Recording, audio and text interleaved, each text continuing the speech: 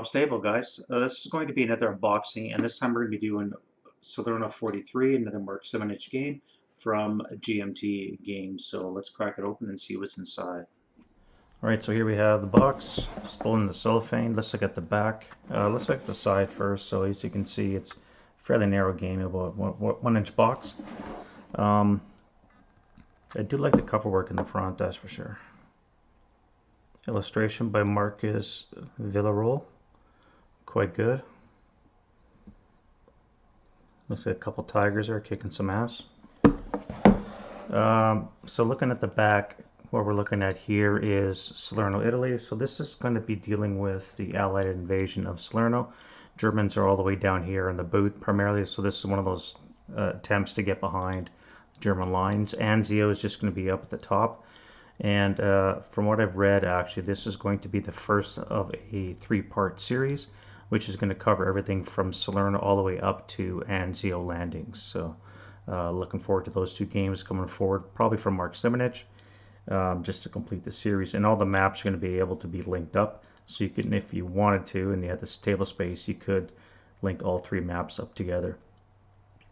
So this is going to be a battalion, regiment, brigade level game on the Allied invasion of the mainland Italy. Complexity rating, we have a 5, and solitaire suitability, we have a 5 as well. 2 players probably recommended. You can get this done in 2 to 6 hours, but I'll probably be doing this one solo.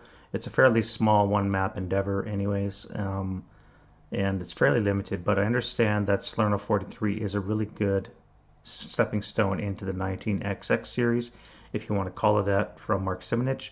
All those modules start with a 19 and end with a year, and they all cover different actions throughout World War II. Now, I say series, use the term a bit loosely, because I think they all have the same core rule set. It's just there's custom rules that are written up for every specific module. Alright, let's crack it open and see what's what.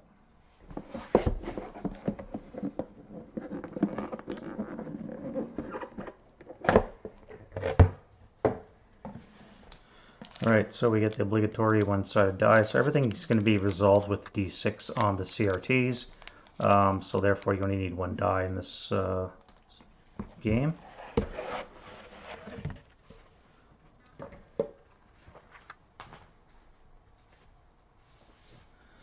So first things we'll look at is the rules of play. So I'm not sure what version this is, if they're even versioned yet.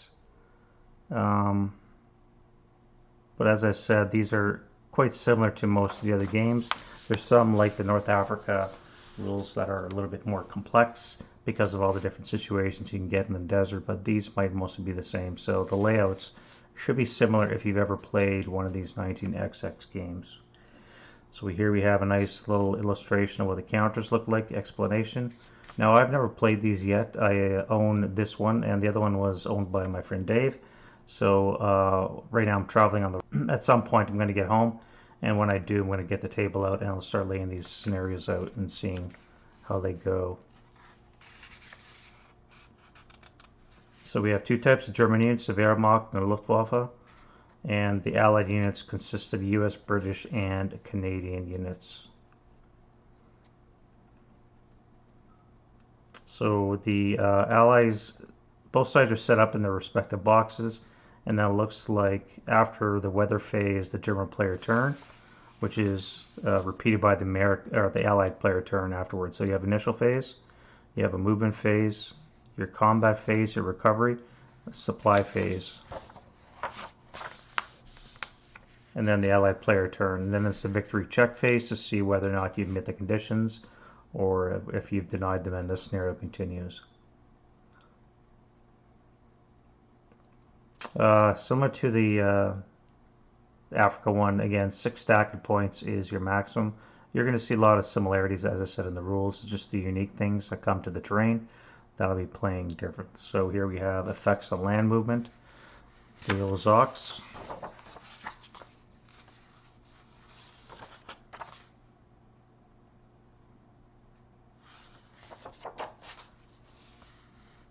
A lengthy list of combat modifiers for all your ships, including artillery and air support, naval support. Now, obviously, the Allied or Axis at this point would not get any naval support. They're strictly confined to the line, to the land, and looks to be that air support will probably be lacking for the Axis as well. Or it's available, but it's probably going to be used sparse just because the Allies would have so much dominance. At this point, they would have dominated Sicily. They have 4 landing points for their aircraft, so they can definitely support the attack onto the Italian mainland.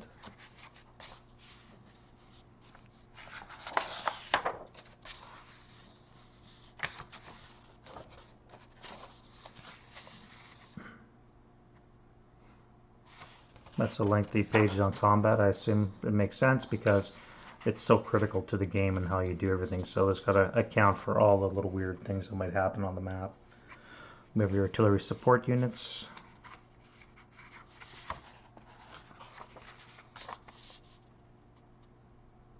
Looks like we have some German special units.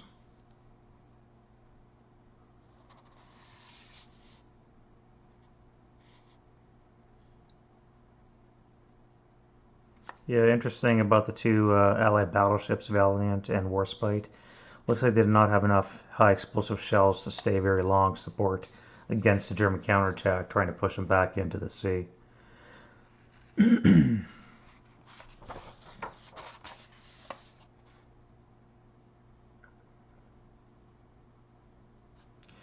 Yeah, so the German air support is able to be used if the Allies are unable to use the Monte Corvino airfield and the weather marker in sea space. Yeah, the airfield is used for Allied fighter cover. However, it cannot be used until the German line is pushed back enough to keep their artillery from interdicting the airfield. So first of all, you have to gain the airfield as an ally.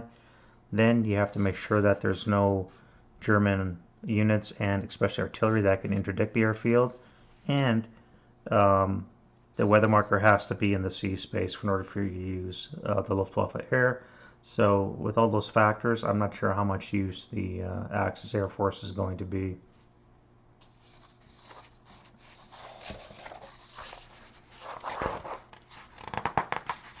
I like the paper that this thing's made out of. It's nice heavy paper, not glossy as you can see.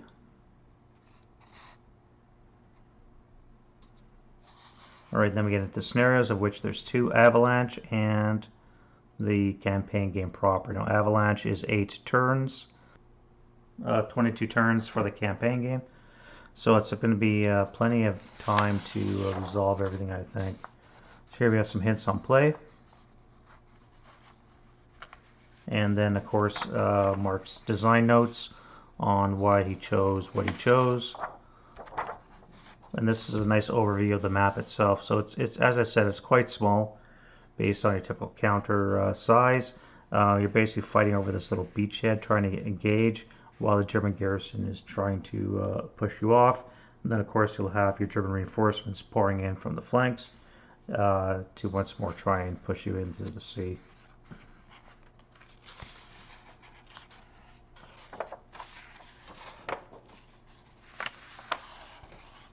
And of course we have a lengthy simulation, so probably going to be good practice for me to go with that, maybe just to go through the motions of moving counters and seeing how it looks before I actually try it myself. Again, Mark Simonitch is a designer. Typical product from GMT. This one I have is dated 2021, and on the back we have the index.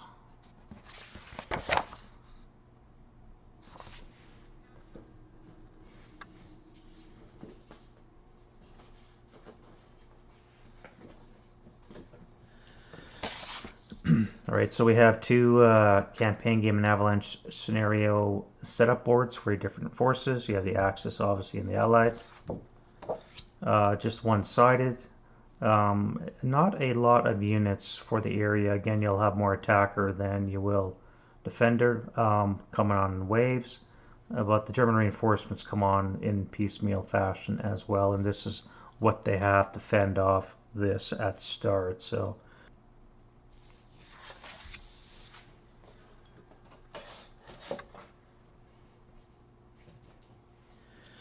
here we have 2 CRTs along with all the explanations. So one for the Axis player, one for the Allied. Secrets of play on the inside. Again, these are explains all your shifts, what could happen.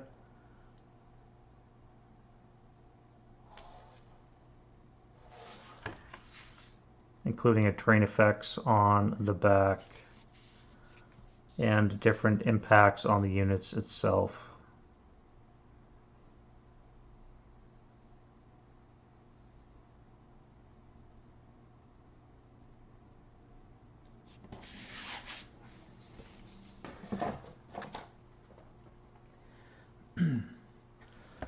So looking at the counter sheet, there's only the one that's included. Again, the amount of counters is not large, which again makes this another good learning tool because you can quickly get overwhelmed depending on what's going on.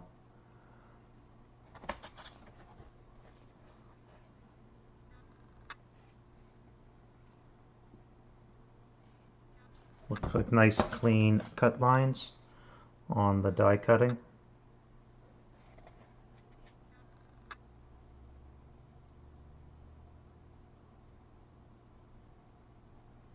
Yeah, the registration on the counter seems to be quite good, so look to be quality counters.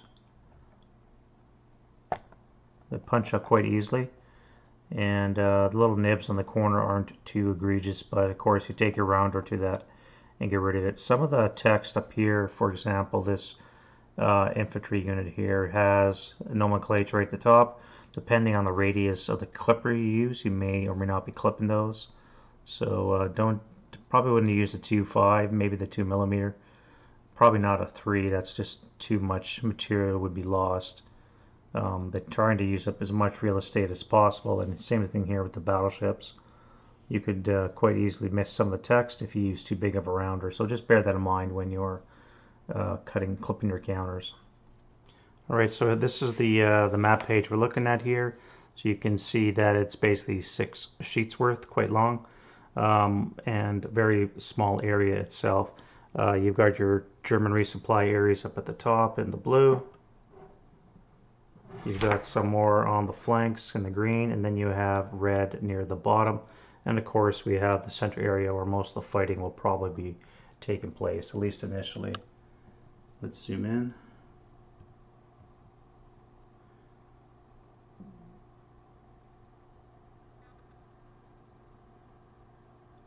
Quite nice artwork. The really dark blotches are going to be your mountains, so there's going to be special rules on how to handle that. It's probably going to be sucking up all your move, and you're probably going to have to start adjacent to it, unless of course you use a trail or a path. But it's quite nice artwork that's in the map itself.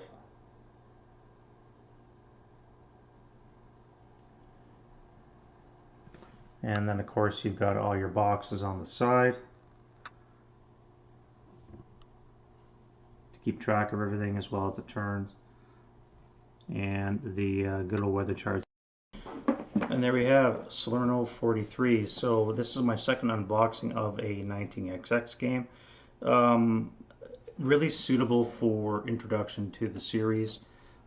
Small map size, small counter size. Rule book was not overly intense, and half of that was actual rules. The rest of it's examples and credits and that kind of thing. So I think this is going to be well worth the effort to purchase, especially if you've never played these kind of games, or if you're just a completionist and you want to get everything that Mark Simonitch does. I haven't heard anything bad about any of the scenarios.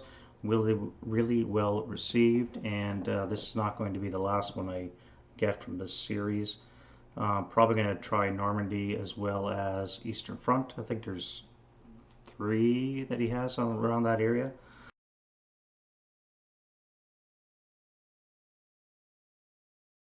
I think those are the ones that are designed by him in this series. And of course, there's 2 more that are going to be coming.